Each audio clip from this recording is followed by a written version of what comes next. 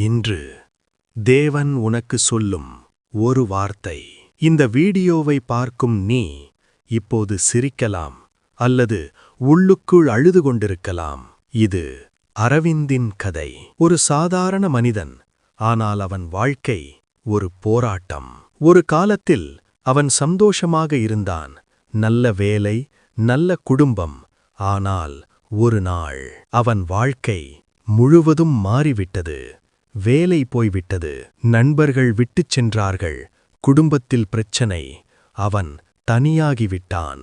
ஒவ்வொரு இரவும் அவன் மேலே பார்த்து கேட்பான், தேவனே, நீ இருக்கிறாயா? ஆனால் பதிலில்லை. நாள் கடந்தது, வாரம் கடந்தது. அவன் உள்ளே ஒரு குரல், இது முடிந்துவிட்டது. ஒரு நாள் அவன் முழுவதும் உடைந்து போனான். கண்ணீர் விட்டுக்கொண்டு அவன் சொன்னான், தேவனே, எனக்கு வேறு வழியில்லை, நீ பேச வேண்டும். அந்த இரவு எதுவும் நடக்கவில்லை.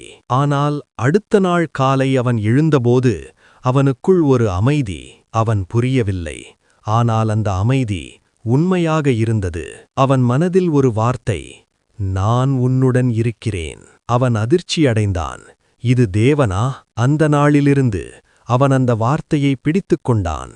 நான் உன்னுடன் இருக்கிறேன். பிரச்சனைகள் இருந்தது, ஆனால் அவன் மாறினான். பயம், விசுவாசம், கண்ணீர், நம்பிக்கை. ஒரு மாதம் கழித்து ஒரு ஃபோன் கால். அரவிந்த், ஒரு வாய்ப்பு இருக்கிறது.